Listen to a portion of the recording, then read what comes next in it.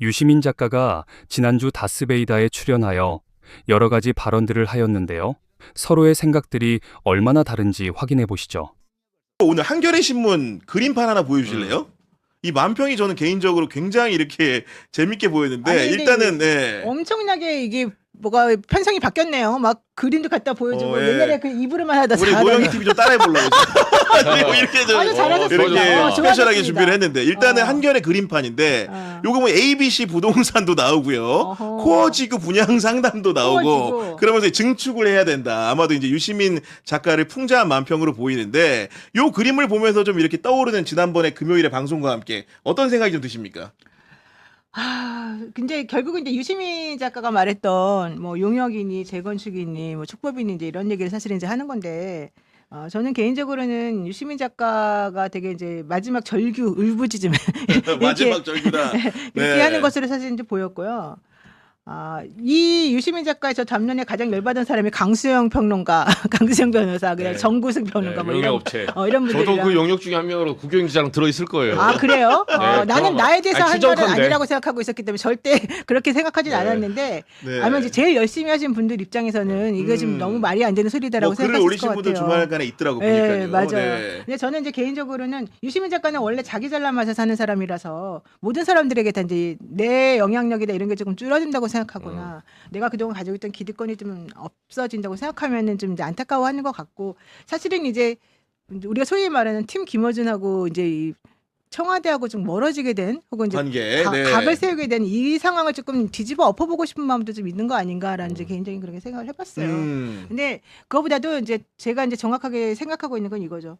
실제 민주당이 되게 제가 뭐 딴 방송에서도 말했는데 텃세가 있는 그런 곳이고. 민주당에 텃세가 있는 곳이다. 그다음에 되게 선민의식이 있는 그런 정당이다. 맞아요. 네. 왜냐하면 옛날에 우리가 정말 그 청춘을 불살라서 대한민국을 위해서 우리 목숨을 다 내 던질 정도로 열심히 싸웠고 그래서 이 대한민국을 지금 내가 만들었다. 이 민주주의는 우리가 만든 것이다. 그 연대 의식이 엄청 세요. 그 연대 의식이 바로 그 학생 운동했던 우리 전대협 잘 모르실 거야 두 분은. 내가 바로 그 세대거든. 우리 87학번, 85학번 뭐 이런 사람들이 그러니까요. 네. 그 전대협 그 임종석 그 실장부터 이인영, 시작해가지고 뭐 쭉 내려오는 계보들. 그 계보들이 사실은 엄청나요. 지금도 이제 민주당은 그 사람들이 가장 힘이 센 사람들이야. 지금도 국회의원 하신 분들 많죠. 그러니까, 네. 그러니까 친문 세력이라고 하는 사람들 다 이제 그 사람들의 기본적으로. 근데 여기에 한번 노무현이라는 사람을 이제 받아들이는 데서 한번 이제 난리가 났었죠. 그래서 노무현이 한번 이제 튕겨져 나갔다가 다시 이제 합쳐지면서 결국은 노무현도 이제 체화가 돼버린 것이고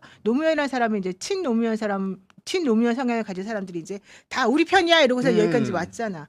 근데 그게 벌써 20년 전의 얘기고 그러다 보니까 이번에는 이재명이라는 사람이 이제 새로 들어왔는데 이재명이라는 사람은 이제 자기네가 못 받아들이는 거지. 게다가 이재명이 들어와도 좋은데 이재명이가 자기네 자리를 다 뺏어가는 것 같은 거지. 그러니까 이제 여기서 이거 정확한 진단이다. 네, 그러니까 여기에서 이 사람들은 안 되는데 우리가 빨리 이 자리를 다시 찾아야 되는데 과거 영광을 찾아야 되는데 이 생각에 저는 매몰돼 있었다고 생각을 하고 그래서 우리만 잘났어. 우리만 이 대한민국의 민주주의를 위해서 노력한 사람이야. 이 마음가짐이 지금까지 저는 연결돼 왔다고 그러니까 봐요. 유시민 작가가 한 말이 이거잖아요. 재건축을 하려면 원주민의. 기존 입주자의 동의를 받아야 한다. 그 기존 입주자에 관련 얘기를 그 역사성 얘기가 있게 지금 그래서 바로 그게 이제 해주신 거잖아, 친문 지금. 세력들이 사실은 자기네들이라고 생각하고 특히 지금이 왜 타임이라고 생각하냐면 이재명은 족보도 없는 놈인데 갑자기 나타났다. 그다음에 이재명은 지금 후계자가 아직 없어. 지금 이재명의 친명이라고 하는 사람들이 지금 아직은 제대로 자리를 못 잡아요. 그렇죠. 그러니까 우리가 지난번에 이낙연 때문에 이제 좀 삐끗해가지고 쫓겨났던 이 사람들 다시 불러 모아가지고 다시 우리가 다시 좀 찾아야 돼. 야. 전 이 얘기를 지금 하는 거라고 생각해요. 정말로 그런 속마음을 갖고 있다고 한다면은 분통이 터집니다. 이정주 기자. 저는 인상 비평도 인상 비평인데 그 유 작가에게 한번 물어보고 싶어요, 진짜로. 제 개인적으로. 아니, 이 얘기를 하더라고요. 본인이 문제의식을 느낀 게 이제 작년이죠. 작년 이제 중순부터래요. 쭉 보는데 이제 출범 와서 지선 전에 조국 혁신당과 통합 1월 22일이죠. 올해. 통합을 이제 발표했는데 통합이 안 된 거예요. 안 됐지. 본인 생각엔 통합이 돼야 되는데. 그리고 평택을 해 갑자기 김용남 전 의원이 공천이 됐다. 이 두 가지의 문제의식을 이게 왜 이러지? 이게 뭔가 좀 이상한 게 지금 벌어지고 있는데 합당돼야 되고 조국 대표가 평택을 해 나가면 민주당이 예를 들면 무공천해야 되는데 공천도 안 해? 죽이려고 하네? 이게 문제의식이라 생각하거든요. 저는 그 문제의식에 문제가 있다고 생각을 해요. 왜냐하면 좀 야박하게 들 수 있는데 조국혁신당 있잖아요.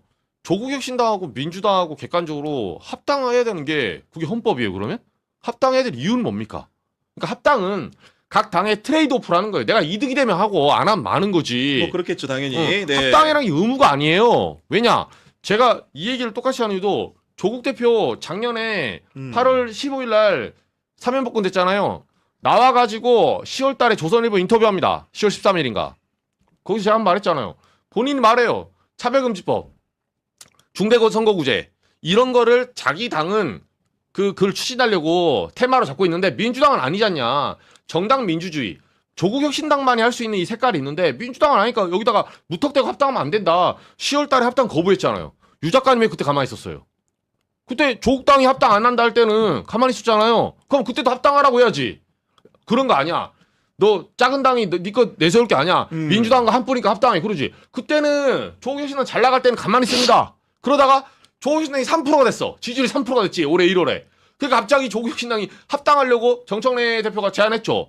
조국혁신당도 마음이 있어 보였고 보니까 뭐 추정컨대 안 한다고 말 안 했고 단칼에 자르지 않았거든요. 그러니까 하다가 나는 실패했잖아요. 민주당 내부에서 반대해가지고. 그때는 이걸 가지고 엄청 비난합니다. 왜 조국혁신당 합당 안 하냐. 아니 민주당 입장에서 3% 정당하고 뭘 합니까? 3%가 됐다는 거는 이미지가 안 좋아졌다는 거거든요. 그 중에 하나가 제가 몇 번 말하면 짧게 말하면 광미정 전 대변인 피해봤던 성비 사건, 갑질 사건 있었잖아요. 작년 9월에 2025년 9월에 광미정 전 대변인 탈당하면서. 근데 유시민 작가는 그 사이에 이러한 일들에 대해서는 그냥 사람들에게 민주당 지지자들에게 자 봐. 원래 진보 진영 한 뿌리야. 근데 민주당에 있는 유 이재명들이 지 자리 뺏길까봐 조국혁신당 밀어내네? 이렇게 얘네가 욕심쟁이고 나쁜 놈들이야. 용역 평론가들 이용해서 진짜 정통 있고 적통성 있는 조국혁신당 원래 한 식구인데 밀어내고 있잖아. 얘네는 비야 비. 이득을 위해서. 그게 아니죠. 그 전에 중간에 있는 사건을 설명을 해줘야죠. 성비 사건 해결 안 하고 2차 가해하고 지금도 아직도 피해자들이 반발하고 있어요. 유시민 작가? 저는 제가 몇 번 얘기해서 짧게 마지막 말하면 저는 그게 좋든 싫든 아니든 부인이든 간에 유 작가님 제발 말씀을 하세요. 이 성비 사건을 어떻게 생각을 하는지. 최강욱 전 의원은 그거 갖고 말했다가 징계 먹었어요. 2차 가해 해가지고. 유 작가님 2차 가해를 하든 안 하든 자신의 입장을 얘기를 하시라고요. 근데 이런 얘기 쏙 빼고 얘기합니다. 그러면 김어준 방송 듣는 사람들은 조국혁신당의 성비 사건 어떻게 된지도 모르죠. 그거 어떻게 흘러간지도 몰라. 왜? 김어준도 한 번도 안 물어보거든. 그렇게 말씀해 주신 거고. 네. 저는 이렇게 생각해요. 저는 정청래 대표가 사실은 마음이 왔다 갔다 했다고 생각해요. 정청래 대표가 정말로 조국혁신당하고 합당할 마음이 있었으면 합당 의제를 그렇게 꺼내면 어떤 사람도 그 상황에서 합당할 수 있는 그걸 못 만들어요. 그거를 정청래 대표가 정치를 뭐 처음 한 사람도 아니고 그걸 몰랐을까요?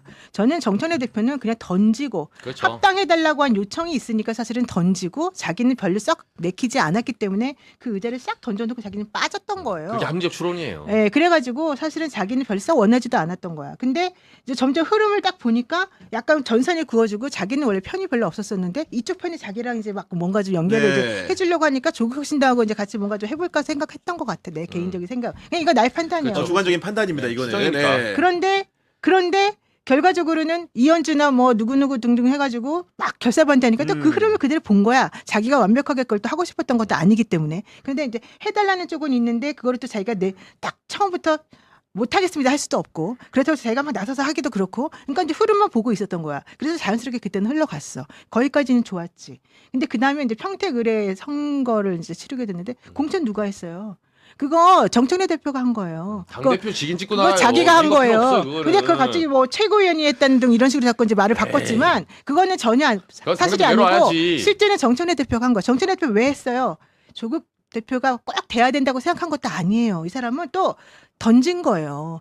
여기서 살아 돌아오면 좋고 아니면 말고 이거야. 나는 정청래 대표가 완벽하게 조국혁신당하고 같이 뭐 짝짝꿍이 됐다거나 이렇게 보지도 않아요. 그러다가 자기하고 반대되는 전선이 대통령을 중심으로 해서 이 신석계라고 불리는 사람들이 이제 모인 그어지니까, 거야. 네. 그러니까 아 나는 당대표 보니까 너무 좋은데 당대표 내놓기 싫은데 내가 당대표를 해야지 앞으로 계속해서 이 공천권도 쥐고 의원들도 나의 그거가 될 것 같은데 난 그렇게 했다고 생각해. 그래서 자기가 또 여기서 살짝 또 빠져. 자기가 공천해놓고 자기가 또 열심히 하지도 않아. 그러니까 알아서 자기들끼리 막 싸우게 만들어. 나는 그게 정청래 대표의 솔직한 심정이었다고 생각해. 지금도 마찬가지예요. 지금도요. 그러면은 유시민 작가나 뭐 김어준이나 이런 사람들이 정청래는 우리 편이니 무조건 다 이렇게 하지도 않아. 그쵸. 정청래 대표는 사실은 이 겸손은 힘들다 여기 자주 나오시기는 하지만 그래도 완벽하게 그 사람들 동화가된 사람도 아니거든. 그러니까 동화된 사람이 있고 아닌 사람이 있어. 우리가 뭐 문조 털레이라고 이렇게 막 일간에서 네. 말하지만 전혀 그렇지 않고 그렇죠. 또 하나 웃기지 않아요. 제일 정확한 거는 문은 여기서 빠지고 싶어해. 지금 문재인 대통령에서 완전히 빠지고 싶어하고 특히 정청래랑 엮이고 싶어하지 않아. 그래서 문재인 대통령하고 이재명 대통령하고 이번 7월 1일에 만나고 네네. 나면 분명히 문재인 대통령 거기서 선을 그을 가능성이 높습니다. 뭐 이틀 뒤죠. 이제 얼마 안 남았고. 그렇게 되면 결국에는 네. 김어준 팀도 나는 바뀐다고 생각해요. 네. 왜 이 사이에 많은 저 분들이 작가께서 지금 시점에 이렇게 나섰다고 보십니까? 배경? 참 어려운 얘기인데 예. 이 되게 그래서 유시민 작가가 나서준 게 되게 민주당이 건강한 한쪽으로 건강한 모습이 있다고 봅니다. 그러니까 과거 김대중 대통령 그 총재 시절에 사실은 당권 뭐 이제 행정부 권한까지 다 가졌잖아요. 그런데 그 이후로 우리가 민주적 정당을 위해서 되게 많이 애써왔고 그 와중에 어떤 당의 노선, 당의 가치를 가지고 많이 묻혀 있었던 것 같아요. 그래서 이 노선이나 가치를 두고 우리 민주당이 어떻게 가야 되냐, 다음 정권 재창출은 어떻게 해야 되냐, 그 다음에 이 중도 확장이라는 문제를 어떻게 봐야 되는가, 그리고 조국 혁신당이나 우리가 연대 통합해야 될 또 다른 부분들은 어떻게 좀 정리를 해야 되지? 이런 많은 그 노선과 가치에 대해서 건강한 비판을 해주신 것 같아요. 나는 사실 솔직히 그 네. 대목에서 네, 민주당이 하고 싶었던 네. 이야기가 네, 물론 이제 선거 국면이 있었잖아요. 지방선거라는 게. 네. 그래서 참 어려운 것도 있었죠. 선거 네. 앞두고 네. 이렇게 논쟁을 뭐 이렇게 할 수 없는. 네. 근데 이거를 당내에서 사실 이런 조짐이 보인 건 한 5, 6개월 지금 된 거 아닙니까? 솔직한 얘기로. 네. 그러면 당에서 의원들이 문조 털레로 이렇게 비판이 막 쏟아지고 조롱하고 이런 문화가 횡행할 때 이래서는 안 된다. 그러면 이 본질적인 문제는 이어달리기를 할 거냐 말 거냐. 김대중, 노무현, 문재인, 이재명으로 이어지는 이 이어달리기 정신 민주당의 자랑이었는데 이런 정신이 훼손되는 게 맞는 거냐. 그리고 대통령께서 보수 확장을 얘기했는데 그 취지는 이해하는데 지금 같은 방식으로 가면 괜찮은 건지 이런 등등에 대한 격조 높은 이게 이제 막게 좀 모멸을 주거나 이런 게 아니라 생산적인 논쟁으로 당이 주도권을 가지고 했어야 하는데 그걸 안 했단 말이에요. 그거에 대해서는 나는 밖에 거대한 공격 세력들이 있다 보니까 두렵고 논쟁의 복판에 자기가 끼기를 그렇죠. 싫어하고 공격의 꺼려하고 대상이 될 수 있으니. 그런 어떤 보이지 않는 안 좋은 문화가 우리 안에 팽배해 있다 보니까 결국은 나는 그래서 유심히 나섰다고 봐요. 솔직한 얘기. 이거 솔직해져야 돼. 제가 한 석 달 전인가 여기 나와서 유시민 작가와 동시대 사람인 게 되게 영광스럽다라는 말씀을 좀 드린 적이 있었어요. 되게 건강해요. 이 어떤 그 논평 자체 비판을 하더라도 조롱하거나 이러지를 않아요. 유시민 작가. 네. 비아냥거리지를 않아요. 그러니까 되게 건설적인 그 가치 논쟁을 지금 건드린 거고 실제 저희 민주당 의원들 제가 뭐 이런 얘기 뭐 유시민 작가 편들면 또 되게 많이 욕을 바가지로 얻어먹을 텐데. 원래 또 일산에서 자주 보셨잖아요. 정치하시면서. 근데 되게 그 가슴에 애린 저한테도 많이 아리거든요. 아니죠. 예, 예. 그리고 사실은 유시민의 역사라는 게 그동안 사실은 노무현 대통령 서거하고 계속 살아왔던 인생이나 이런 것들이 뭐 좋아하고 싫어하고를 떠나서 그 사람이 살아왔던 태도 이게 되게 좀 존경스러운 위치에 있는 거거든요. 근데 이 좀 날이 서 있다 보니까 당 안에서 이게 조롱, 비아냥, 건설적인 그 논쟁을 하는데 토론을 하자는데 이 조롱 비아냥이 먼저 오는 거예요. 네. 그게 진짜 문제더라. 몇몇 의원들 네. 발언 보면서 깜짝 놀랐는데, 그러니까 어떤 의도로 한 거는 다 들리잖아요. 그렇죠. 그걸 생산적 논쟁을 받아들이면 되는데 당에서 그러면 차분하게 논의해 봅시다. 그렇죠. 네. 그리고 이번 전당대회가 그런 중요한 계기가 될 것 같다. 우리 민주당이 나갈 가치 노선 방향에 대해서 네. 한번 치열하게 논쟁을 해봅시다. 이렇게 하면 되는데 그거를 또 유시민 작가를 막 조롱하고 뭐 완장 찾냐는 식으로 당신들 정당이냐, 이재명 대통령 그러면 뭐라고 하더라? 뭐 말도 안 돼. 뭐 세입자냐, 뭐 이런 표현도 쓰고. 그러니까 좀 방송은 제대로 보고 비판을 하시나 이런 생각도 들더라고. 좀 엉뚱한 대답이잖아요. 지금 우리가 정권 재창출을 하기 위해서 어떻게 가야 되는지를 지금 논쟁한 거잖아요. 그렇죠. 네. 그 지금 중도 외연 확장이라는 게 예를 들면 유시민 작가가 지적했듯이 규제합리화위원회 뭐 부위원장이니 인사처장이니 이렇게 해서 대통령 뜻은 또 그 한쪽 편으로 또 존중한다고 그랬어요. 예. 그런데 우리가 이어달리기 할 때 과연 이게 맞는 방법인가? 저는 이해운 장관 그 인사청문회에 대해서 저는 그거를 좀 겪었고 또 다행히 대통령께서 인사청문회 끝나자마자 바로 지명 처리를 예. 하셨잖아요. 예. 근데 이런 이어달리기가 가능해서 정권 재창이 가능한가? 아니면 우리 진보 진영 내에서 분열이 이렇게 그 지난 선거 지방선거에서 봤듯이 이 분열이 우리 민주당 진보 세력들에게 끼치는 영향들을 봤을 때 이쪽 다지기로 해서 출발해야 되는 건지. 그러니까 예. 지지층의 마음을 얻어가면서 외연확장을 가야 가장 건강한 건데 예. 지지층을 피 터지게 싸움의 복판으로 지금 그 대통령 혼자 한 건 아니겠지만 예. 그런 현상이 벌어졌고 지금 대통령 지지율이 빠지고 있잖아요. 아까 진보층에서 빠진단 네. 말이에요. 중도층도 많이 빠졌죠. 진보층도 빠지고. 그러니까 이런 거 평가를 할 때는 객관적인 수치를 가지고 이야기하기 시작해야 돼. 관념 대 관념으로 싸우면 결론이 안 나. 맞습니다. 근데 이거 왜 빠졌지? 원인이 뭐지? 그러면서 지지층이 결속력을 높여가면서 동의 구조를 높여가면서 외연확장을 가야 힘이 그렇죠. 있거든. 그래서 뭐 우리가 놓치고 있는 건 뭐지? 혹시 잘못 가고 있는 건 아닌가?